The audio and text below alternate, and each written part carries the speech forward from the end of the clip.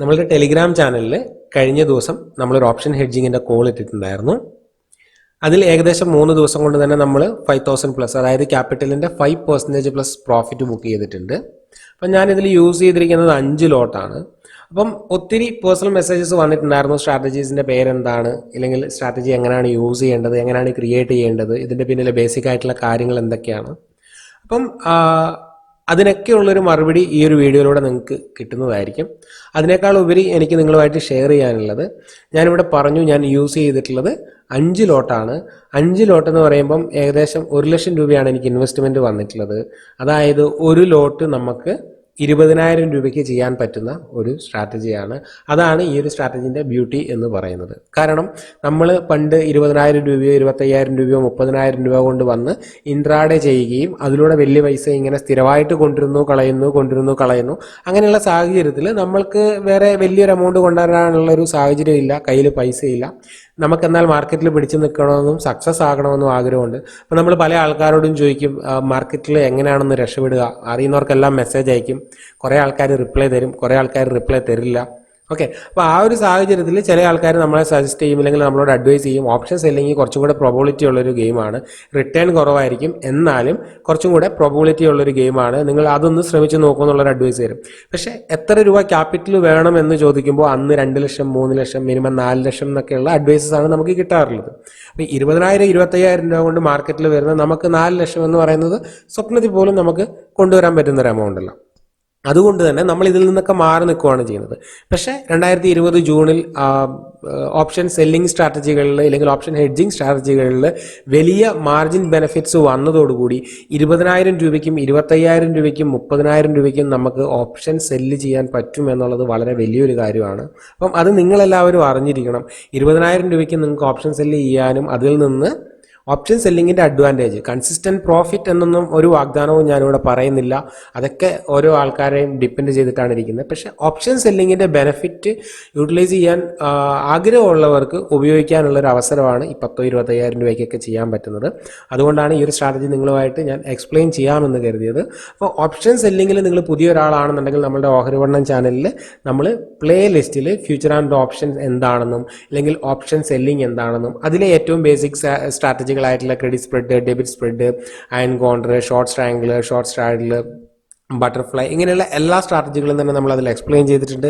അതിൻ്റെ ഉള്ളിൽ പല സ്ട്രാറ്റജികളും നമ്മൾ ലൈവ് ട്രേഡ് എടുത്താണ് നിങ്ങൾക്ക് കാണിച്ചു തന്നിട്ടുള്ളത്. മാത്രമല്ല ഓപ്ഷൻ്റെ ബേസിക് ആയിട്ടുള്ള ഓപ്ഷൻ ചെയിൻ അനാലിസിസ്, എല്ലാ ഓപ്ഷൻ ഗ്രീക്സ്, എല്ലാ കാര്യങ്ങളും തന്നെ നമ്മൾ അതിൻ്റെ ഉള്ളിൽ ചെയ്തിട്ടുണ്ട്. അപ്പം തീർച്ചയായിട്ടും അത് കണ്ട് മനസ്സിലാക്കാൻ വേണ്ടിയിട്ട് ശ്രമിക്കുക. അതിനുശേഷം ഈ ഒരു വീഡിയോ കണ്ടെങ്കിൽ കുറച്ചും കൂടെ നിങ്ങൾക്ക് വ്യക്തമായിട്ടുള്ള കാര്യങ്ങൾ മനസ്സിലാക്കാൻ വേണ്ടിയിട്ട് പറ്റും. അപ്പം നമുക്ക് ഏതായാലും വീഡിയോയിലോട്ട് പോവാം. നിങ്ങൾ ഈ ഒരു ചാനൽ ആദ്യമായിട്ട് കാണുന്നവരാണെങ്കിൽ ചാനൽ സബ്സ്ക്രൈബ് ചെയ്യുക. അതുപോലെ തന്നെ അപ്സ്റ്റോക്ക് സെറോദിലൊക്കെ അക്കൗണ്ട് ഓപ്പൺ ചെയ്യാൻ താല്പര്യമുള്ളവർക്ക് താഴെ ഡിസ്ക്രിപ്ഷൻ ബോക്സിൽ ലിങ്ക് ചെയ്യാൻ കൊടുത്തിട്ടുണ്ട്. നിങ്ങൾക്ക് അതിൽ കൂടെ കയറി അക്കൗണ്ട് ഓപ്പൺ ചെയ്യാം. നമുക്ക് ഏതായാലും വീഡിയോയിലോട്ട് പോവാം.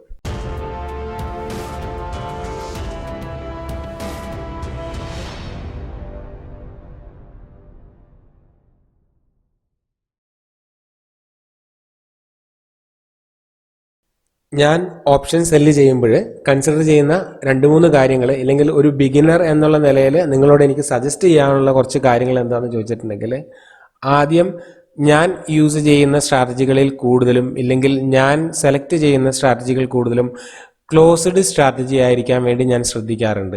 അതായത് ക്ലോസ്ഡ് സ്ട്രാറ്റജി എന്നതുകൊണ്ട് ഉദ്ദേശിക്കുന്നത് നമുക്ക് റിസ്ക് ലിമിറ്റഡ് ആയിരിക്കണം, അൺലിമിറ്റഡ് റിസ്ക് ഉണ്ടാകാൻ വേണ്ടിയിട്ട് പാടില്ല. രണ്ടാമത്തെ കാര്യം, റിസ്ക് ലിമിറ്റഡ് ആണ്, അതുകൊണ്ട് തന്നെ ഞാൻ എടുക്കുന്ന റിസ്കിനുള്ള റിവാർഡ് എനിക്കിവിടെ കിട്ടണം. അതായത് RR, റിസ്ക് റിവാർഡ് ഫേവറബിൾ ആയിരിക്കണം. അതായത് ഓപ്ഷൻ സെല്ലിങ്ങിൽ പ്രോബബിലിറ്റി കൂടുതലാണ്. പ്രോബബിലിറ്റി കൂടുമ്പോൾ എന്താണ്, നിങ്ങൾക്ക് റിസ്ക് റിവാർഡ് ഫേവറബിൾ ആവില്ല. അതേപോലെ തന്നെ നിങ്ങൾ പ്രോബബിലിറ്റി കുറയ്ക്കുകയാണെന്നുണ്ടെങ്കിൽ റിസ്ക് റിവാർഡ് നിങ്ങൾക്ക് ഫേവറബിൾ ആവും. ഓക്കെ, അപ്പം ഞാൻ പ്രോബബിലിറ്റിയേക്കാൾ കൂടുതൽ റിസ്ക് റിവാർഡിൽ ഫോക്കസ് ചെയ്യുകയും അതുപോലെ തന്നെ ഞാനിപ്പോൾ ഒരു 2,000 രൂപയുടെ 2K റിസ്ക് ആണ് ഞാൻ എടുക്കുന്നതെന്നുണ്ടെങ്കിൽ അറ്റ്ലീസ്റ്റ് ഒരു 1,500 അബോ എനിക്ക് മാക്സിമം പ്രോഫിറ്റിന് പൊട്ടൻഷ്യൽ ഉള്ളൊരു സ്ട്രാറ്റജി ആണെങ്കിലാണ് ഞാൻ കൂടുതൽ യൂസ് ചെയ്യുക. ഇനി മൂന്നാമത്തെ കാര്യം എന്ന് പറയുന്നത്, ഇത് എനിക്ക് അഗെയിൻസ്റ്റ് പോയിട്ടുണ്ടെങ്കിൽ ഒരു പരിധി വരെ എനിക്ക് അഡ്ജസ്റ്റ്മെൻറ്റ് നടത്താൻ പറ്റണം. ആ അഡ്ജസ്റ്റ്മെൻറ്റ്സ് കുറച്ചും കൂടെ എളുപ്പമായിരിക്കണം. അല്ലാതെ ഇവിടെ ഒന്ന് സെല്ല് ചെയ്യും, അവിടെ സെല്ല് ചെയ്യും, ഇവിടെ സെല്ല് ചെയ്യും, ഇവിടെ സെല്ല് ചെയ്യും എന്നൊക്കെ പറഞ്ഞ് കോംപ്ലിക്കേറ്റഡ് ആകുന്ന സ്ട്രാറ്റജികളോട് എനിക്ക് അത്രത്തോളം താല്പര്യമില്ല, അല്ലെങ്കിൽ അത്തരത്തിലുള്ള അഡ്ജസ്റ്റ്മെൻറ്റുകളോടും എനിക്ക് താല്പര്യമില്ല. ഇനി നാലാമത്തെ കാര്യം എന്ന് പറയുന്നത്, അഡ്ജസ്റ്റ് ചെയ്യാൻ വേണ്ടി എക്സ്ട്രാ എമൗണ്ട് ഞാൻ മാർക്കറ്റിലോട്ട് കൊണ്ടുവരാൻ വേണ്ടിയിട്ട് ഉദ്ദേശിക്കുന്നില്ല. അതായത് 25,000 രൂപ ഇൻവെസ്റ്റ്മെൻറ്റിൽ സ്റ്റാർട്ട് ചെയ്തൊരു സ്ട്രാറ്റജി ഫൈനലി ആ ഒരു ട്രേഡ് എൻഡപ്പ് ചെയ്യുമ്പോൾ 4 ലക്ഷം രൂപ ഇൻവെസ്റ്റ്മെൻ്റ് ആകുന്ന രീതിയിൽ എനിക്ക് ചെയ്യാൻ വേണ്ടി താല്പര്യമില്ല. അതായത് ഇവിടെ ഒരു നേക്കിഡ് സെല്ല് ചെയ്യും, പിന്നെ ഇവിടെ ഒരെണ്ണം സെല്ല് ചെയ്യും, ഇവിടെ 2 ലോട്ട് സെല്ല് ചെയ്യും, അങ്ങനെ അതിനെ കൂടുതൽ കോംപ്ലിക്കേറ്റഡ് ആക്കാനോ കൂടുതൽ സെല്ല് ചെയ്യാനോ എനിക്ക് താല്പര്യമില്ല. മാത്രമല്ല, അഞ്ചാമത്തത് ഞാൻ നേരത്തെ പറഞ്ഞ പോലെ തന്നെ മാർജിൻ ബെനിഫിറ്റ് കിട്ടുന്ന സ്ട്രാറ്റജികൾ കൂടി ആയിരിക്കാൻ വേണ്ടി ഞാൻ ശ്രദ്ധിക്കാറുണ്ട്. വീക്കിലി ചെയ്യുമ്പോൾ സ്പെഷ്യലി ഞാൻ ശ്രദ്ധിക്കുന്ന കുറച്ച് കാര്യങ്ങളാണിത്. മന്ത്ലി ചെയ്യുമ്പോൾ കുറച്ചെങ്കിലുമൊക്കെ നമ്മൾ നേക്കിഡായിട്ട് സെല്ല് ചെയ്യാനും, കാരണം എന്താണെന്ന് വെച്ചിട്ടുണ്ടെങ്കിൽ മന്ത്ലി ആകുമ്പോൾ നമുക്ക് കുറച്ചും കൂടെ അഡ്ജസ്റ്റ് ചെയ്യാനും അതിനൊക്കെയുള്ള സമയം കിട്ടുന്നത് കൊണ്ടും റേഞ്ച് വലുതായതുകൊണ്ടും നമ്മൾ മന്ത്ലിയിൽ ചിലപ്പോൾ ഇങ്ങനെ ആയിരിക്കില്ല ഫോളോ ചെയ്യുക, പക്ഷേ വീക്കിലിയിൽ കൂടുതലും ഇങ്ങനെയുള്ള കാര്യങ്ങൾ ഞാൻ ഫോളോ ചെയ്യാൻ വേണ്ടി ശ്രമിക്കാറുണ്ട്. കാരണം ഓവർ നൈറ്റിൽ ഒരു ഗ്യാപ്പ് അപ്പോ ഗ്യാപ്പ് ഡൗണോ വന്നു കഴിഞ്ഞിട്ടുണ്ടെങ്കിൽ 2-3 ദിവസം ഉണ്ടാവുള്ള എക്സ്പയറിക്ക് പിന്നെ അഡ്ജസ്റ്റ് ചെയ്യാൻ പ്രീമിയോ കാര്യങ്ങളോ ഒന്നും തന്നെ ഉണ്ടാകാറില്ല. അതുകൊണ്ട് തന്നെ റിസ്ക് റിവാർഡ് ഒരു അത്യാവശ്യം ഭേദപ്പെട്ട രീതിയിൽ ഞാൻ നോക്കാറുണ്ട്. അപ്പം ഇത്രയും ക്രൈറ്റീരിയകൾ മീറ്റ് ചെയ്യുന്ന ഒരു സ്ട്രാറ്റജിയാണ് നമ്മൾ വീഡിയോയിൽ പറഞ്ഞ കലണ്ടർ സ്പ്രെഡ് സ്ട്രാറ്റജി. അതുകൊണ്ടാണ് ഞാൻ ഈ ഒരു സ്ട്രാറ്റജി തീർച്ചയായിട്ടും നിങ്ങളുമായിട്ട് ഷെയർ ചെയ്യുന്നത്. ഞാൻ ഷെയർ ചെയ്യുന്നതെന്ന് വെച്ച് കഴിഞ്ഞാൽ ഞാൻ കണ്ടുപിടിച്ചൊന്നുമല്ല, മാർക്കറ്റിൽ ഓൾറെഡി ഉള്ള ഒരു സ്ട്രാറ്റജിയാണ്. പക്ഷേ നമ്മളുടെ ചാനലിൽ കൂടി നിങ്ങൾക്ക് പരിചയപ്പെടുത്താമെന്ന് വിചാരിച്ചത് അതുകൊണ്ടാണ്. ഇനി നമുക്ക് പറയാനുള്ളത് കലണ്ടർ സ്പ്രെഡ് എന്ന് പറയുന്ന സ്ട്രാറ്റജി കൊണ്ട് ഉദ്ദേശിക്കുന്നത് എന്താണ് എന്ന് നമുക്ക് ആദ്യം നോക്കാം. സ്ട്രാറ്റജി എന്താണെന്ന് പറഞ്ഞു പോകുന്നതിനേക്കാൾ ഉപരി അതിൻ്റെ ഏറ്റവും ബേസിക് ആയിട്ടുള്ള കാര്യങ്ങൾ തൊട്ട് നമുക്ക് പഠിച്ചു പോവാം. സ്പ്രെഡ് എന്ന് പറയുന്ന വാക്കിൻ്റെ അർത്ഥം എന്താണ്? സ്പ്രെഡ് എന്ന് പറയുന്ന വാക്കിൻ്റെ അർത്ഥം കോമ്പിനേഷൻ ഓഫ് 2 ഓർഡർ ആണ്. ഓക്കെ, ഓപ്ഷൻ ട്രേഡിങ്ങിൽ കോമ്പിനേഷൻ ഓഫ് 2 ഓർഡർ ആണ് നമ്മൾ സ്പ്രെഡ് എന്ന് പറയുന്നത്. അതിനുള്ളിൽ ഒന്ന് ഒരു സെൽ ഓർഡറും രണ്ടാമത്തത് അത് ബൈ ഓർഡറും ആയിരിക്കും. അപ്പോൾ ഒരു സെല്ലും ഒരു ബൈയും ചേർന്ന 2 ഓർഡർ ഉള്ളതിനെയാണ് നമ്മൾ സ്പ്രെഡ് എന്ന് വിളിക്കുന്നത്. നമുക്കറിയാം, നമ്മൾ ക്രെഡിറ്റ് സ്പ്രെഡ് എന്ന് പറയാറുണ്ട്. ക്രെഡിറ്റ് സ്പ്രെഡ് സ്ട്രാറ്റജി എന്താണെന്ന് എല്ലാവർക്കും അറിയാം അല്ലേ? ഒരെണ്ണം വിറ്റ് വേറെണ്ണം വാങ്ങുന്നതിനെയാണ് ക്രെഡിറ്റ് സ്പ്രെഡ് എന്ന് പറയുന്നത്. ഡെബിറ്റ് സ്പ്രെഡ് എന്ന് പറയുന്നതും ഏകദേശം സെയിം ആണ്, ഒരെണ്ണം വിറ്റ് വേറൊരെണ്ണം വാങ്ങുന്നു. അപ്പോൾ നമ്മളുടെ കലണ്ടർ സ്പ്രെഡ് സ്ട്രാറ്റജിയിലും സെയിം ആണ്, ഒരു സെല്ലും ഒരു ബൈയുമാണ് ഉള്ളത്. മാത്രമല്ല ടോട്ടലി 2 ഓർഡറുമാണ് ഉള്ളത്. അതാണ് നമ്മൾ ഈ ഒരു സ്പ്രെഡ് എന്ന് പറയുന്ന വാക്കുകൊണ്ട് ഉദ്ദേശിക്കുന്നത്. അടുത്തത് ഇനി കലണ്ടറാണ്. നമ്മൾ ഇതിനു മുൻപുള്ള സ്ട്രാറ്റജികൾ ചെയ്യുമ്പോൾ ക്രെഡിറ്റ് സ്പ്രെഡ് ആയാലും ഡെബിറ്റ് സ്പ്രെഡ് ആയാലും അയൺ കോണ്ടർ ആയാലും ഇങ്ങനെയുള്ള സ്ട്രാറ്റജികളൊക്കെ നമ്മൾ യൂസ് ചെയ്യുമ്പോൾ ഏത് വീക്കിലി ആണോ അല്ലെങ്കിൽ ഏത് എക്സ്പയറിയുടെ ആണോ നമ്മൾ സെല്ല് ചെയ്യുന്നത്, അതേ എക്സ്പയറിയുടെ തന്നെ അപ്പുറത്തോ ഇപ്പുറത്തോ ഉള്ളതൊക്കെ ബൈ ചെയ്തിട്ട് ആണ് നമ്മൾ അതിനെ പ്രൊട്ടക്ട് ചെയ്യാൻ വേണ്ടി ശ്രമിക്കുന്നത്. അതായത് ഏത് എക്സ്പയറിയുടെ ആണോ നമ്മൾ സെല്ല് ചെയ്യുന്നത് അതേ എക്സ്പയറിയുടെ തന്നെ ആയിരിക്കും ബൈ ചെയ്യുന്നത്. പക്ഷെ കലണ്ടർ എന്ന് പറയുന്ന വാക്കുകൊണ്ട് ഉദ്ദേശിക്കുന്നത് എന്താണെന്ന് വെച്ചിട്ടുണ്ടെങ്കിൽ 2 ഡിഫറെൻറ്റ് എക്സ്പയറി ആണ്. ഓക്കെ, ഡിഫറെൻറ്റ് എക്സ്പയറി 2 ഇല്ല കേട്ടോ, അത് ഞാനിട്ടതാണ്, ഇതിനൊരു സൂട്ടബിൾ ആകുന്ന രീതിയിൽ ഇട്ടാണ്. അപ്പം കലണ്ടർ സ്ട്രാറ്റജികളെല്ലാം ഡിഫറെൻറ്റ് എക്സ്പയറി ആയിരിക്കും. അതായത് ഇവിടെ നമ്മൾക്ക് ഒരു സെല്ലും ഒരു ബൈയും ആയതുകൊണ്ട് തന്നെ ഇതിനുള്ളിൽ സെല്ല് ഇപ്പോൾ സെപ്റ്റംബർ 2 ആണ് എന്നുണ്ടെങ്കിൽ ബൈ എന്താണ് സെപ്റ്റംബർ 9 ആയിരിക്കും. ഇപ്പം ഈ ഒരു സ്ട്രാറ്റജീൻ്റെ മുഴുവൻ പേരിലുള്ള അർത്ഥം നിങ്ങൾക്ക് മനസ്സിലായെന്ന് ഞാൻ വിചാരിക്കുന്നു. സ്പ്രെഡ് എന്ന് പറയുന്നത് കോമ്പിനേഷൻ ഓഫ് 2 ഓർഡർ, ഒരു സെല്ല് ഒരു ബൈ, അതിവിടെ മീറ്റ് ചെയ്തിട്ടുണ്ട് അല്ലേ. കലണ്ടർ എന്ന് പറയുന്നത് കൊണ്ട് ഉദ്ദേശിക്കുന്നത് ഡിഫറെൻറ്റ് എക്സ്പയറി. ഇവിടെ നമ്മൾ കണ്ടു സെപ്റ്റംബർ 2 ആണ് നമ്മൾ സെല്ല് ചെയ്തത്, സെപ്റ്റംബർ 9 ആണ് നമ്മൾ ബൈ ചെയ്തത്. അപ്പോൾ ഇതാണ് കലണ്ടർ സ്പ്രെഡ് എന്ന് പറയുന്ന സ്ട്രാറ്റജി. അപ്പോൾ ഇതെങ്ങനെയാണ് ക്രിയേറ്റ് ചെയ്യുന്നതെന്ന് നമുക്ക് ആദ്യം നോക്കാം. അതിനുശേഷം നമുക്ക് ഇതിൽ നിന്ന് എങ്ങനെയാണ് നമ്മൾ ബെനിഫിറ്റ്സ് എടുക്കുന്നതെന്ന് നമുക്ക് നോക്കാം. ഇത് ഓപ്ഷയുടെ ഡിഫൈനഡ് സൈറ്റ് ആണ്. നിങ്ങൾക്ക് ഇവിടെ ഓപ്ഷൻസിൽ പോയാൽ സ്ട്രാറ്റജി ബിൽഡർ എന്ന് പറയുന്ന ഓപ്ഷൻ സെലക്ട് ചെയ്യാം. ഇവിടെ നമുക്ക് ഫ്യൂച്ചർ സെലക്ട് ചെയ്യാം. ഓപ്ഷന് പകരം ഇവിടെ ഫ്യൂച്ചർ സെലക്ട് ചെയ്യുക. അതിനുശേഷം നമ്മൾ പറഞ്ഞു നമ്മൾ സെക്കൻഡ് എക്സ്പയറി 2 എക്സ്പയറി ആണ് നമ്മൾ സെല്ല് ചെയ്യുന്നത്. അതായത് നിയർ എക്സ്പയറി നമ്മൾ സെല്ല് ചെയ്യുന്നു. എത്ര? 16,700 ഇപ്പം മാർക്കറ്റുള്ളത്. അതുകൊണ്ട് 16,700 PE ഞാനൊന്ന് സെല്ല് ചെയ്യുന്നു. ഇവിടെ നിങ്ങൾക്ക് കാണാൻ പറ്റും 16,700 PE ഞാൻ സെല്ല് ചെയ്തിട്ടുണ്ട്. ഇനി സെക്കൻഡ് എക്സ്പയറിക്ക് പകരം 9 എക്സ്പയറി ഞാനിവിടെ ബൈ ചെയ്യുന്നു. ഓക്കെ, അപ്പം ഇവിടെ ഞാൻ രണ്ടും സെലക്ട് ചെയ്തിരിക്കുന്ന PE ആണ്. അതിൻ്റെ ബേസിക് ആയിട്ടുള്ള കാര്യങ്ങളൊക്കെ ഞാൻ പറഞ്ഞുതരാം. അപ്പോൾ എങ്ങനെയാണ് കലണ്ടർ സ്പ്രെഡ് സ്ട്രാറ്റജി ക്രിയേറ്റ് ചെയ്യുന്നതെന്ന് നിങ്ങൾക്ക് മനസ്സിലായി അല്ലേ? ഒരു എക്സ്പയറി നമ്മൾ സെല്ല് ചെയ്തു, വേറൊരു എക്സ്പയറി നമ്മൾ ബൈ ചെയ്തു. നമ്മൾ എപ്പോഴും കലണ്ടർ സ്പ്രെഡിൽ നോർമലി ചെയ്യുന്നത് നിയർ എക്സ്പയറി ആണ് സെല്ല് ചെയ്യുന്നത്, ഫാർ എക്സ്പയറി ആണ് ബൈ ചെയ്യുന്നത്.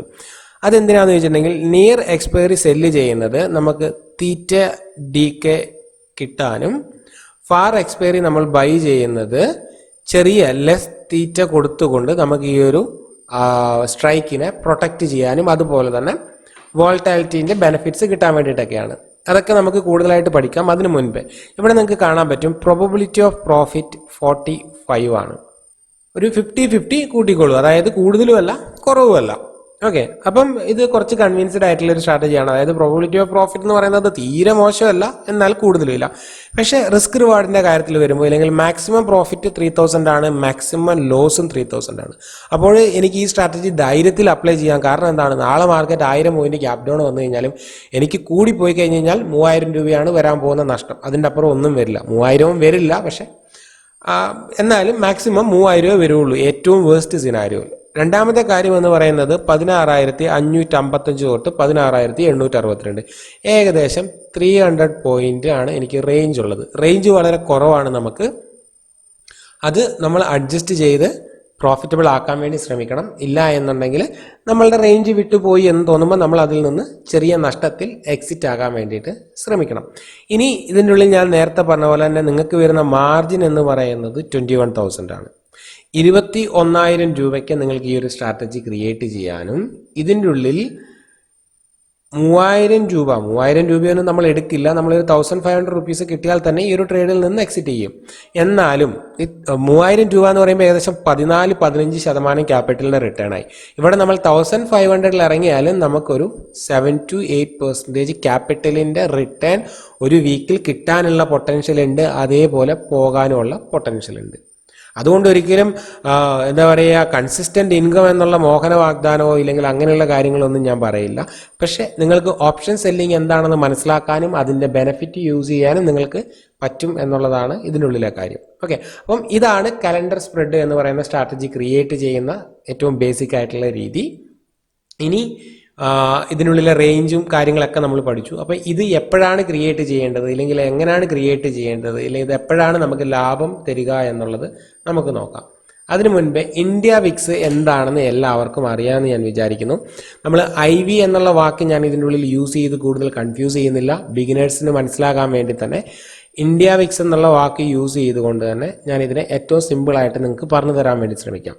ഇന്ത്യ വിക്സ് മാർക്കറ്റിലെ വോൾട്ടാലിറ്റീനെയാണ് സൂചിപ്പിക്കുന്നത്. ഓക്കെ, മാർക്കറ്റിലെ വോൾട്ടാലിറ്റീനെയാണ് സൂചിപ്പിക്കുന്നത്. ഈ വോൾട്ടാലിറ്റി അല്ലെങ്കിൽ വോളറ്റൈൽ എന്ന് പറഞ്ഞാൽ എന്താണ്?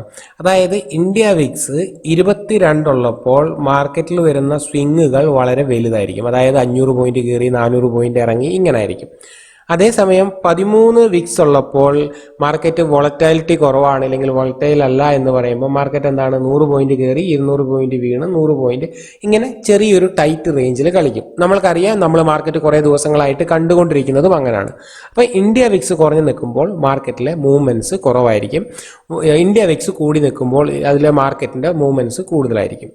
അപ്പം ഇതാണ് നമുക്ക് ഒറ്റ നോട്ടത്തിൽ ഇന്ത്യ വിക്സ് എന്താണെന്ന് ചോദിച്ചു കഴിഞ്ഞാൽ ഏറ്റവും സിമ്പിളായിട്ട് മനസ്സിലാക്കാനുള്ളൊരു വഴി. ഇനി ഇന്ത്യ വിക്സും ഇല്ലെങ്കിൽ ഈ വോളറ്റാലിറ്റിയും ഇതൊക്കെ ഓപ്ഷൻ ട്രേഡിങ്ങുമായി എങ്ങനെ ബന്ധപ്പെട്ട് കിടക്കുന്നു എന്ന് ചോദിച്ചിട്ടുണ്ടെങ്കിൽ, മാർക്കറ്റിലെ വോളറ്റാലിറ്റി കൂടി നിൽക്കുന്ന സമയത്ത് ഓപ്ഷൻ്റെ പ്രീമിയത്തിൻ്റെ വാല്യൂ കൂടുതലായിരിക്കും. അതായത് 16,700 ആണ് ഇപ്പം മാർക്കറ്റിലെ PE. 150 രൂപയാണ് വിക്സ് 22 ലെവലിലുള്ളപ്പം ഉള്ളത് എന്നുണ്ടെങ്കിൽ, അതേസമയം 16,700 PE വിക്സ് 13 ഉള്ളപ്പം അതിൻ്റെ വാല്യൂ ചിലപ്പോൾ 80 രൂപയായിരിക്കും. മനസ്സിലായില്ലേ? അപ്പം മാർക്കറ്റിൽ വോളറ്റാലിറ്റി കൂടുതലാണെന്നുണ്ടെങ്കിൽ എന്താണ്, പ്രീമിയം ഹൈ ആയിരിക്കും. ഓക്കെ, ഇനി വോളറ്റാലിറ്റി വളരെ കുറവാണെന്നുണ്ടെങ്കിൽ പ്രീമിയം ലെസ് ആയിരിക്കും. ഓക്കെ, ഇനി പ്രീമിയം കൂടുതലും കുറവും ആയതുകൊണ്ട് എന്താണ് ബന്ധം? പ്രീമിയം കൂടുതലാണെങ്കിൽ എന്തായിരിക്കും, ഹൈ പ്രീമിയം ആണ് എന്നുണ്ടെങ്കിൽ നമുക്ക് ടൈം DK ഇല്ലെങ്കിൽ ഈ 150 രൂപ മെൽറ്റ് ചെയ്ത് നമുക്ക് വളരെ പെട്ടെന്ന് നല്ലൊരു പ്രോഫിറ്റ് കിട്ടാനുള്ള സാധ്യതയുണ്ട്. അതായത് ടൈം ഡീക്ക് വളരെ കൂടുതലായിരിക്കും. കാരണം എന്താണ്? ഹൈ പ്രീമിയം ആണ്. ലെസ് പ്രീമിയം ആകുമ്പോൾ ടൈം ഡീക്ക് എന്തായിരിക്കും? കുറവായിരിക്കും. ഓക്കെ, ടൈം ഡീക്ക് കുറവായിരിക്കും. അപ്പോൾ നമുക്ക് ഇവിടെ ടൈം ഡീക്ക് കുറവാകുമ്പോൾ നമുക്ക് അതിനെ എങ്ങനെ യൂട്ടിലൈസ് ചെയ്ത് പ്രോഫിറ്റ് ഉണ്ടാക്കാം? അതാണ് നമ്മൾ കലണ്ടറിൽ നോർമലി യൂസ് ചെയ്യുന്നത്. ഈ ടൈം ഡീക്ക് കുറവ് എന്ന് പറയുന്നത് ഏതാണ്? നിയർ എക്സ്പയറിക്കല്ല. നിങ്ങൾക്ക് എല്ലാവർക്കും അറിയാം. അതായത് നാളെ, ടുമാറോ, ഇല്ലെങ്കിൽ ഇപ്പം സെപ്റ്റംബർ 2 എക്സ്പയറിയുടെ 16,500 PE എന്ന് പറയുന്നതിന് പ്രീമിയം കുറവാണ്.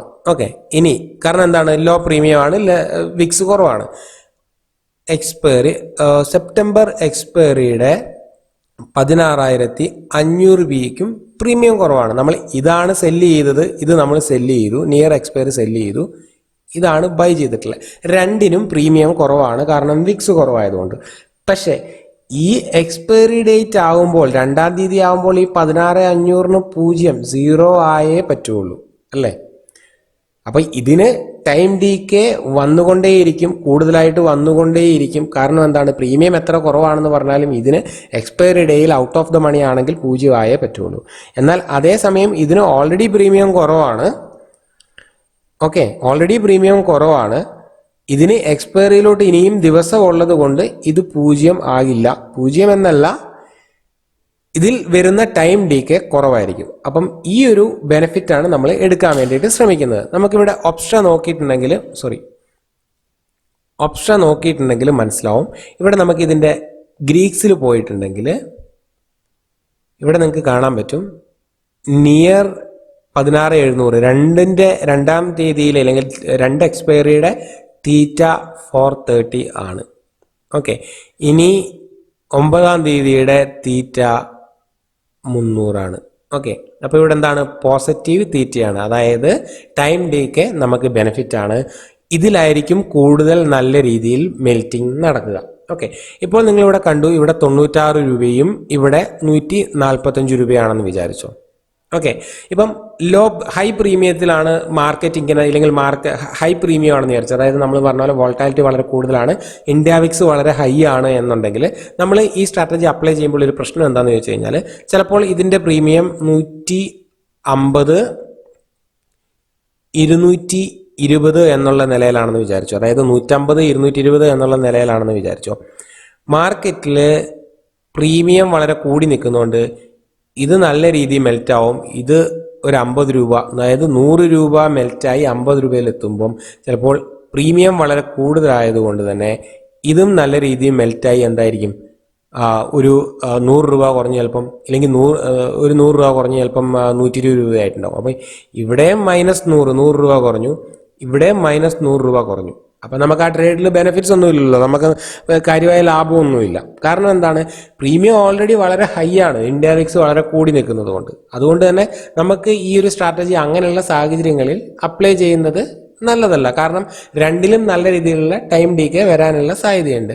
പക്ഷെ അതേസമയം ഇപ്പോൾ ഇന്ത്യ വിക്സ് കുറഞ്ഞു നിൽക്കുന്ന സാഹചര്യത്തിൽ നമ്മളിവിടെ 96 സെല്ല് ചെയ്യുന്നു, ലോ പ്രീമിയം ആണ്. ഇത് 145 സെല്ല് ചെയ്യുന്നു, അല്ല ബൈ ചെയ്യുന്നു, ലോ പ്രീമിയം ആണ്. അപ്പം 96, 145 ലോ പ്രീമിയം ആയതുകൊണ്ട് തന്നെ ഇത് സെപ്റ്റംബർ 2, ഇത് സെപ്റ്റംബർ 9.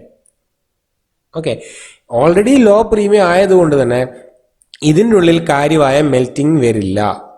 ഇതിൻ്റെ ഉള്ളിൽ പക്ഷേ എക്സ്പയറി നിയർ ആയതുകൊണ്ട് ഇതിൻ്റെ ഉള്ളിൽ മെൽറ്റിംഗ് വന്നേ പറ്റുള്ളൂ. മനസ്സിലായില്ലേ? അപ്പോൾ ഇതിൻ്റെ ഉള്ളിൽ ചിലപ്പോൾ 50 രൂപ കുറഞ്ഞ് 46 രൂപയായി മാറുമ്പോൾ, ഇവിടെ 50 രൂപ കുറഞ്ഞ് 46 രൂപയായി മാറുമ്പോൾ ചിലപ്പോൾ ഇവിടെ ഒരു 30 രൂപ കുറഞ്ഞ്, ഇല്ലെങ്കിൽ കാരണം വെച്ചാൽ എന്താണ്, പ്രീമിയം ഓൾറെഡി കുറവാണ്, ഇനി എക്സ്പയറിയിലോട്ട് ദിവസമുണ്ട്, ഇതിനുള്ളിൽ വലിയ ടൈം ഡീക്കേ ഇല്ല.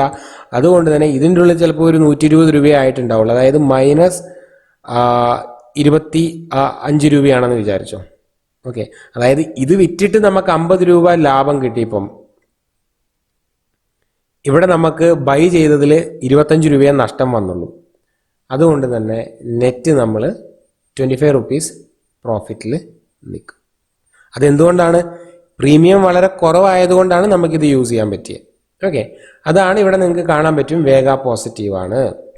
എപ്പോഴും വേഗ പോസിറ്റീവ് സ്ട്രാറ്റജി യൂസ് ചെയ്യേണ്ടത്. അതായത് വേഗ പോസിറ്റീവ് എന്ന് പറയുന്ന വാക്കുകൊണ്ട് ഉദ്ദേശിക്കുന്നത് വോളറ്റാലിറ്റി ഇൻക്രീസ് ആവുകയാണെന്നുണ്ടെങ്കിൽ അത് നമുക്ക് ബെനിഫിറ്റ് ആയിരിക്കും. വേഗ നെഗറ്റീവ് സ്ട്രാറ്റജി എന്ന് പറഞ്ഞിട്ടുണ്ടെങ്കിൽ എന്താ പറയുക, വോളറ്റാലിറ്റി കുറയുന്നതാണ് ബെനിഫിറ്റ്. അപ്പം ഇവിടെ നിങ്ങൾക്ക് നോക്കിയാൽ മനസ്സിലാവും, ഇവിടെ എന്താണ് മാർക്കറ്റിൽ വോളറ്റാലിറ്റി കുറയുന്നതിനേക്കാൾ കൂടുതൽ അങ്ങനെ തന്നെ നിലനിൽക്കാനോ ഇനി കൂടാനോ ആണ് സാധ്യത. അങ്ങനെ തന്നെ നിലനിൽക്കുകയോ അല്ലെങ്കിൽ കൂടാനോ സാധ്യതയുള്ളപ്പം നമ്മൾ എപ്പോഴും സ്ട്രാറ്റജി ക്രിയേറ്റ് ചെയ്യുമ്പോൾ അതിൻ്റെ വേഗ പോസിറ്റീവ് ആയിരിക്കണം.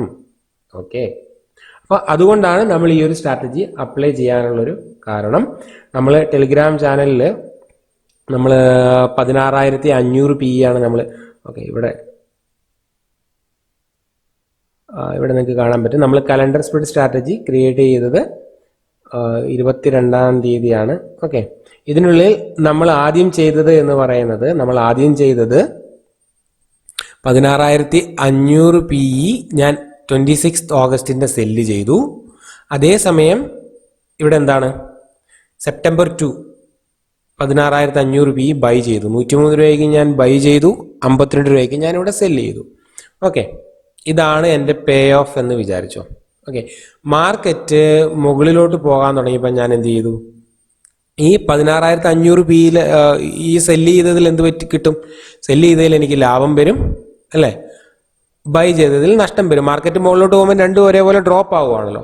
അപ്പം ഇതിൻ്റെ ഉള്ളിൽ ഞാൻ ലാഭം എടുത്തിട്ട് വീണ്ടും ഇവിടെ വന്ന് ഞാൻ 16,550 PE സെല്ല് ചെയ്യും. എന്തിനു വേണ്ടിയിട്ട്, കൂടുതൽ പ്രീമിയം കിട്ടാൻ വേണ്ടിയിട്ട്. വീണ്ടും മാർക്കറ്റ് മുകളിലോട്ട് കയറുമ്പോൾ എന്തായിരിക്കും, ഞാൻ 16,550 PEയിൽ നിന്ന് പ്രോഫിറ്റ് ബുക്ക് ചെയ്തിട്ട് 16,600 PEയിൽ ഞാൻ സെല്ല് ചെയ്യും. അങ്ങനെ മാർക്കറ്റ് മുകളിലോട്ട് പോകുന്നതിനനുസരിച്ച് ഞാൻ എൻ്റെ പുട്ട് സ്ട്രൈക്ക് മുകളിലോട്ട് കയറ്റിക്കൊണ്ട് വരും. അതിനനുസരിച്ച് എനിക്ക് കൂടുതൽ ലാഭം കിട്ടുകയും ഇവിടെ ഇനീഷ്യലി എൻ്റെ ഉണ്ടായിരുന്ന ബ്രേക്ക് ഈവൺ എനിക്ക് വൈഡനായി വരികയും ചെയ്യും. അപ്പം നമുക്ക് ഏതായാലും അത് സിമുലേറ്ററിൽ ഇട്ട് നമുക്കൊന്ന് നോക്കാം. അപ്പം കുറച്ചും കൂടെ വ്യക്തമായിട്ട് നിങ്ങൾക്ക് മനസ്സിലാക്കാൻ വേണ്ടിയിട്ട് പറ്റും. ഓക്കെ, അപ്പം നമുക്ക് നിഫ്റ്റീൻ്റെ ചാർട്ടൊന്ന് എടുത്ത് നോക്കാം.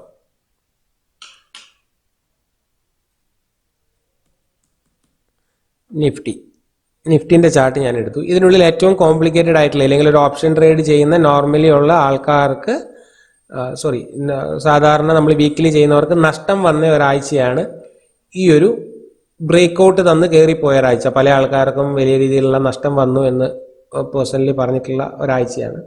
അപ്പം ഈ ഒരാഴ്ച നമ്മൾ സ്ട്രാറ്റജി ക്രിയേറ്റ് ചെയ്തിട്ടുണ്ടായിരുന്നുവെങ്കിൽ നമ്മൾ എങ്ങനെ അഡ്ജസ്റ്റ് ചെയ്യും എന്നുള്ളത് നമുക്ക് നോക്കാം. അതിനു മുൻപേ നിങ്ങളോടൊരു കാര്യം പറയാനുള്ളത്, നിങ്ങളുടെ വ്യൂ മാർക്കറ്റ് മുകളിലോട്ട് പോകും എന്നാണ് നിങ്ങളുടെ വ്യൂ എന്നുണ്ടെങ്കിൽ അതായത് പി വെച്ച് പുട്ട് കലണ്ടർ ക്രിയേറ്റ് ചെയ്യുക. എങ്കിലായിരിക്കും നമുക്ക് എന്താ പറയുക അഡ്ജസ്റ്റ്മെന്റ് നടത്താൻ വേണ്ടി എളുപ്പം. ഇനി മാർക്കറ്റ് നിങ്ങൾക്ക് താഴോട്ടാണ് വ്യൂ എന്നുണ്ടെങ്കിൽ കോൾ കലണ്ടർ ക്രിയേറ്റ് ചെയ്യുക. അപ്പോൾ കുറച്ചും കൂടെ എളുപ്പമായിരിക്കും അഡ്ജസ്റ്റ്മെന്റ് നടത്താൻ വേണ്ടിയിട്ട്. ഓക്കെ, അപ്പോൾ ഇത് ഓർത്ത് വെക്കുക. ആദ്യം നിങ്ങൾക്കൊരു വ്യൂ ഉണ്ടാവണം, മാർക്കറ്റ് ബുള്ളിഷ് ആണോ ബെയറിഷ് ആണോ എന്നുള്ളത്. അതിനനുസരിച്ചിട്ട് വേണം പുട്ട് കലണ്ടർ വേണോ കോൾ കലണ്ടർ വേണോ എന്ന് നിങ്ങൾ തീരുമാനിക്കാൻ വേണ്ടിയിട്ട്. ഓക്കെ, അപ്പോൾ ഇനി നമുക്ക് ഈ ഒരാഴ്ച ക്രിയേറ്റ് ചെയ്തിട്ടുണ്ടായിരുന്നെങ്കിൽ നമുക്ക് എങ്ങനെ നഷ്ടം വരുമായിരുന്നോ എന്തായിരുന്നൊക്കെ നമുക്ക് നോക്കാം.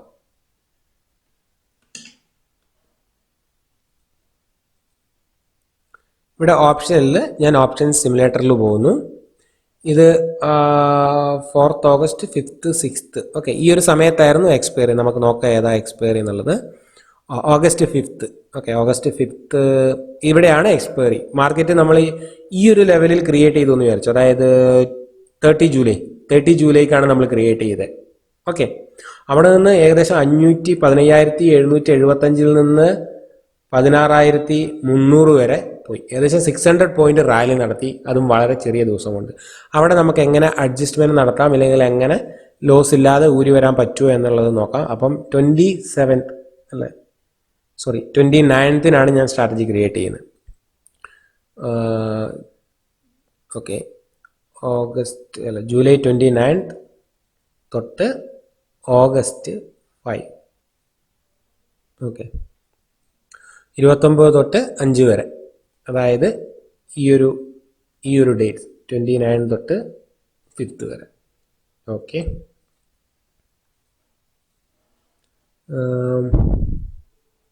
ഇവിടെ 9:20 ഞാൻ ക്രിയേറ്റ് ചെയ്യുന്നില്ല, കാരണം 9:20 നമ്മൾ സ്ട്രാറ്റജി ക്രിയേറ്റ് ചെയ്തില്ല. ഒരു 9:50 ഞാൻ സെല്ല് ചെയ്തു. ഇവിടെ സ്പോട്ട് പ്രൈസ് 15,769 അപ്പം ഞാൻ 15,700 അല്ലെങ്കിൽ 15,750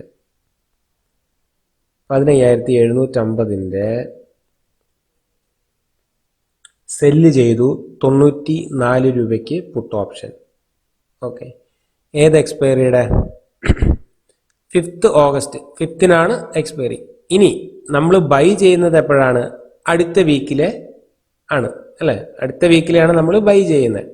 അടുത്ത വീക്കിലെ ബൈ ചെയ്യുമ്പോഴാണല്ലോ അതൊരു കലണ്ടർ ആവുള്ളൂ. അപ്പം നമ്മൾ സെല്ല് ചെയ്ത 15,750 തന്നെ 134 രൂപയ്ക്ക് ഞാനിവിടെ ബൈ ചെയ്യുന്നു. ഓക്കെ, ഞാനൊന്ന് ഡിലീറ്റ് ചെയ്യുന്നു, എന്നിട്ട് ഞാൻ ഫൈൽ ലോട്ട്സിൽ കാണിച്ചു തരാം. ഓക്കെ, ഫൈൽ ലോട്ട്സ് കാണിക്കുന്നത് എന്തിനാന്ന് വെച്ചിട്ടുണ്ടെങ്കിൽ നിങ്ങൾക്ക് കുറച്ചും കൂടെ പ്രോഫിറ്റ് കാണാൻ വേണ്ടിയിട്ട് ഒരു ഇതുണ്ടാവും.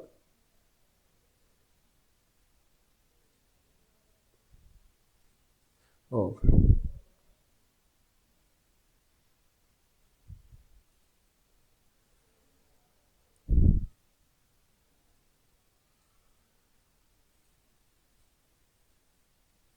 ഓക്കെ, ഇവിടെ നമ്മളുടെ കലണ്ടർ സ്ട്രാറ്റജി ക്രിയേറ്റ് ആയിട്ടുണ്ട്. അതായത് 5th ഓഗസ്റ്റ് ഞാൻ 5 ലോട്ട് സെല്ല് ചെയ്തിട്ടുണ്ട്. 12 ഓഗസ്റ്റ് 5 ലോട്ട് ഞാൻ ബൈ ചെയ്തിട്ടുണ്ട്. 94 രൂപയ്ക്ക് സെല്ല് ചെയ്തു, 134 രൂപയ്ക്ക് ഞാൻ ബൈ ചെയ്തു. എൻ്റെ റേഞ്ച് 15,600 തൊട്ട് 15,920 അല്ലേ? 15,600 തൊട്ട് 15,920 വരെ. അതായത് ഏകദേശം നമ്മളുടെ റേഞ്ച് ഏകദേശം ഇവിടം വരെ ഉള്ളൂ. പക്ഷെ അതാണ് നമ്മൾ ഇത്രയും മുകളിലോട്ട് പോകുമ്പോൾ എങ്ങനെയാണ് നമുക്ക് ഊരിയെടുക്കാൻ പറ്റുക എന്നുള്ളത് നോക്കാം. ഓക്കെ, ഇനി നമ്മൾ വരുന്നു, നമ്മൾ ബ്രേക്ക് ഈവണിലാണ് നമ്മൾ അഡ്ജസ്റ്റ്മെൻറ്റ് നടത്തുന്നത്. ബ്രേക്ക് ഈവണിൽ മാത്രമേ നമ്മൾ അഡ്ജസ്റ്റ്മെൻറ്റ് നടത്തുന്നുള്ളൂ. മാർക്കറ്റ് ഞാൻ മുന്നോട്ട് വിടുന്നു. ഏകദേശം 2 ദിവസം കഴിഞ്ഞിട്ടാണ് മാർക്കറ്റ്, അതായത് 29 ക്രിയേറ്റ് ചെയ്തു, 2nd ഓഗസ്റ്റ് വരെ മാർക്കറ്റ് ഏകദേശം ആ ഒരു റേഞ്ചിലാണ്. നമുക്ക് കാര്യമായ അഡ്ജസ്റ്റ്മെൻ്റ് ഒന്നും നടത്തേണ്ടതായിട്ട് വന്നിട്ടില്ല. ഞാൻ അതുകൊണ്ട് 30 ജൂലൈ 2nd ഓഗസ്റ്റ് 10:20 വരെ ഞാൻ വിട്ടിട്ടുണ്ട്. അപ്പം ഇവിടെ നിങ്ങൾക്ക് കാണാൻ പറ്റും മാർക്കറ്റ് 15,858 സ്പോട്ട് പ്രൈസ് ഉള്ളത്. നമ്മൾ ഏകദേശം 250 രൂപ പ്രോഫിറ്റിലാണ്. അത് കാര്യമായിട്ട് നോക്കണ്ട, കാരണം വെച്ചാൽ നമ്മൾ 5 ലോട്ട് 1,00,000 രൂപയായിട്ട് ചെയ്തിട്ടുള്ളതാണ്. അപ്പോൾ അതൊരു കാര്യമായ പ്രോഫിറ്റായിട്ട് കൺസിഡർ ചെയ്യേണ്ട. നമ്മൾ അഡ്ജസ്റ്റ്മെൻറ്റ് നടത്തുന്നത് ബ്രേക്ക് ഈവൺ ഏകദേശം 924 മുകളിൽ പോകുമ്പോഴാണ്. ഓക്കെ, അപ്പം 30 മിനിറ്റ്സ് ഞാൻ ഫോർവേഡ് ആക്കുന്നു. 15,865 നിങ്ങൾക്ക് ഇവിടെ സ്പോട്ട് പ്രൈസ് കാണാൻ പറ്റും. 870 872 877 874 878. നമ്മൾ ഏകദേശം ഇവിടെ എത്രയാണ്? 100 രൂപ മൈനസ്. കാര്യമായ ലാഭമോ നഷ്ടമോ ഇല്ലാതെ നമ്മൾ നിൽക്കുന്നു. 884 869 856 890. ഓക്കെ, ഇപ്പം മാർക്കറ്റ് ഇത്രയും ദിവസം ഇവിടെ നിങ്ങൾ കണ്ടു. എന്നാണ് നമ്മൾ 29 ക്രിയേറ്റ് ചെയ്തിട്ട് 29, 30, 31, 31 ഓഗസ്റ്റ് 1 എന്തായിരുന്നു? 2 ദിവസം ലീവായിരുന്നു. അതിനുശേഷം ഏകദേശം 1.5 ഓഗസ്റ്റ് 2, അതായത് 4 ദിവസം മാർക്കറ്റ് ഒരേ റേഞ്ചിൽ നിന്നിട്ട് നമുക്ക് എന്തുകൊണ്ട് നഷ്ടം വരുന്നില്ല?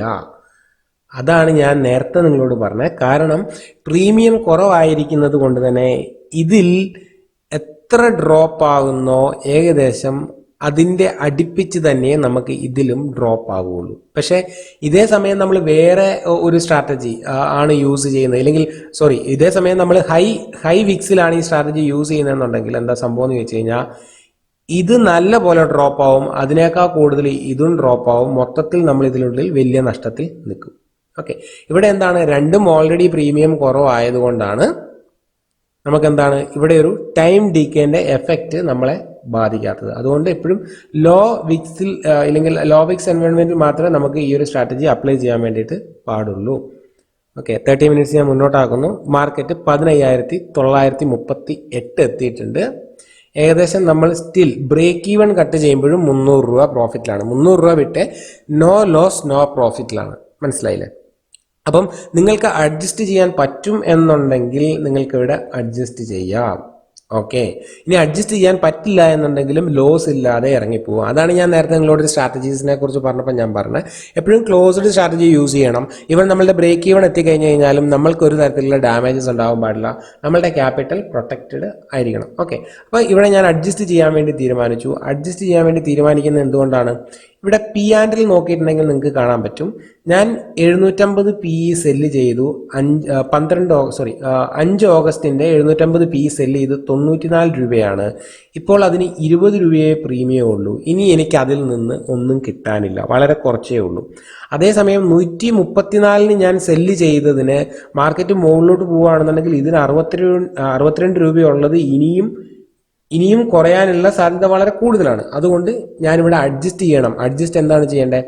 ഈ 750 പി ബുക്ക് ചെയ്തിട്ട് കൂടുതൽ പ്രീമിയം, ഇവിടെ 20 രൂപയാണ് ഇപ്പോൾ ഉള്ളതെന്നുണ്ടെങ്കിൽ ഒരു 30-35 റുപ്പീസിൻ്റെ എങ്കിലും പ്രീമിയം സെല്ല് ചെയ്ത് കളക്ട് ചെയ്യാൻ വേണ്ടിയിട്ട് ശ്രമിക്കണം. ഓക്കെ, അപ്പം നമുക്ക് എങ്ങനെയാണ് അഡ്ജസ്റ്റ് ചെയ്യുന്നത് നോക്കാം. അപ്പം ഇവിടെ 20 രൂപയ്ക്ക് ഞാനിവിടെ പ്രോഫിറ്റ് ബുക്ക് ചെയ്യുന്നു. 20 രൂപ. ഓക്കെ, ആ ഒരു ഇത് ക്ലോസ് ചെയ്ത് ഞാൻ. അതിനുശേഷം ഇത് ഏത് എക്സ്പയറി ആണ്? 5th August. അപ്പോൾ 5th ഓഗസ്റ്റിൻ്റെ ഓപ്ഷൻ ചെയിൻ ഞാൻ എടുക്കുന്നു. എന്നിട്ട് 750 നമ്മൾ നേരത്തെ സെല്ല് ചെയ്ത് 750 നമ്മളിപ്പോൾ എക്സിറ്റ് ചെയ്ത് നമ്മൾ ഒന്നുകൂടെ കയറ്റി 850, അതായത് നമുക്ക് 940 നമ്മളുടെ ബ്രേക്ക് ഈവൻ കട്ട് ചെയ്തപ്പോൾ നമ്മളിവിടെ 850 സെല്ല് ചെയ്തു 5 ലോട്ട്. ഓക്കെ, വീണ്ടും നമ്മളുടെ 940 ഉണ്ടായിരുന്ന ബ്രേക്ക് ഈവൻ എത്രയായി? 16,110 മാറി. അപ്സൈഡ് ബ്രേക്ക് ഈവൻ കൂടി, പക്ഷെ ഡൗൺ സൈഡ് നമ്മളുടെ ബ്രേക്ക് ഈവൻ മുകളിലോട്ട് കയറി. 15,600 ഉണ്ടായിരുന്നത് 15,755. കാരണം എന്താണ്? നമ്മളുടെ വ്യൂ ബുള്ളിഷ് ആണ്. അതുകൊണ്ടാണ് നമ്മൾ പുട്ട് കലണ്ടർ ക്രിയേറ്റ് ചെയ്തത്. മാർക്കറ്റ് മുകളിലോട്ട് പോകുന്നു, നമ്മൾ അഡ്ജസ്റ്റ് ചെയ്ത് നമ്മൾ അപ്സൈഡ് ബ്രേക്ക് ഈവൻ കൂട്ടിക്കൊണ്ടിരിക്കും, താഴെ നമ്മളുടെ ബ്രേക്ക് ഈവൻ കയറിക്കൊണ്ടിരിക്കും. പക്ഷെ താഴെ കയറുന്നത് കുഴപ്പമില്ല. കാരണം എന്താണ്? എൻ്റെ വ്യൂ ബുള്ളിഷ് ആണ്.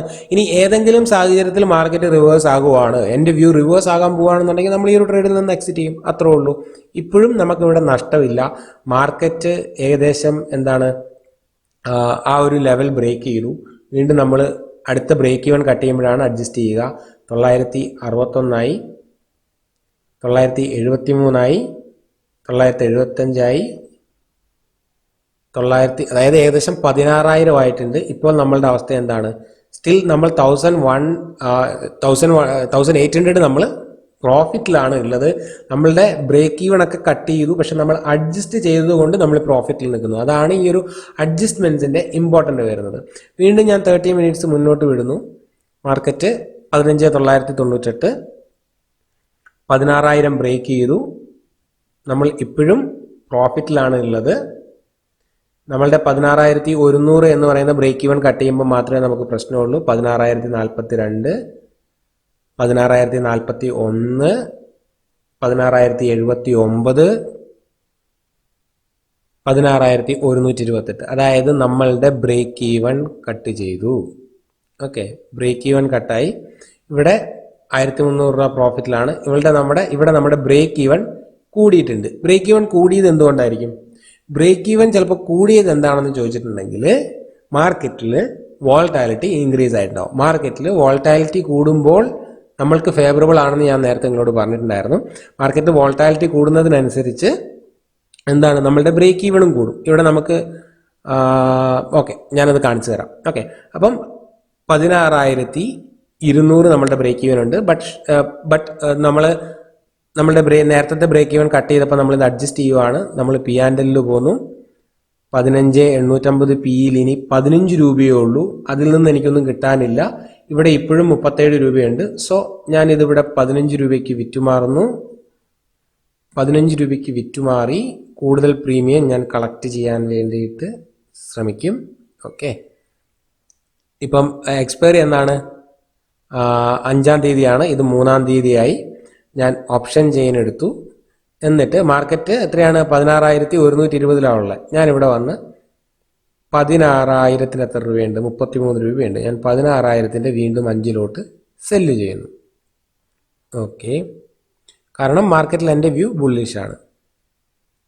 ഇനി പേ ഓഫ് ചാർട്ടിൽ എൻ്റെ ബ്രേക്ക് ഈവൻ അപ്സൈഡ് 0 ലോസ് ആയി. ഓക്കെ, 0 ലോസ് ആകുന്നത് ഞാൻ കാണിക്കുന്നില്ല, കാരണം അത് നിങ്ങൾക്ക് കുറച്ച് ഓവർ കോൺഫിഡൻസ് തരും. അതുകൊണ്ട് ഞാൻ ലോസ് ഉള്ള രീതിയിൽ തന്നെ ഞാൻ സെറ്റ് ചെയ്യുന്നു. പക്ഷേ ഇതിനെ നമുക്ക് 0 ലോസ് ആക്കി മാറ്റാനും പറ്റും എന്നുള്ളത് നിങ്ങൾ മനസ്സിലാക്കുക. ഓക്കെ, ഞാൻ 16,000 പകരം 15,950 PE ആണ് ഞാൻ സെല്ല് ചെയ്യുന്നത് 25 രൂപയ്ക്ക്. ഓക്കെ, ഇവിടെ നിങ്ങൾക്ക് എന്ത് കാണാൻ പറ്റി?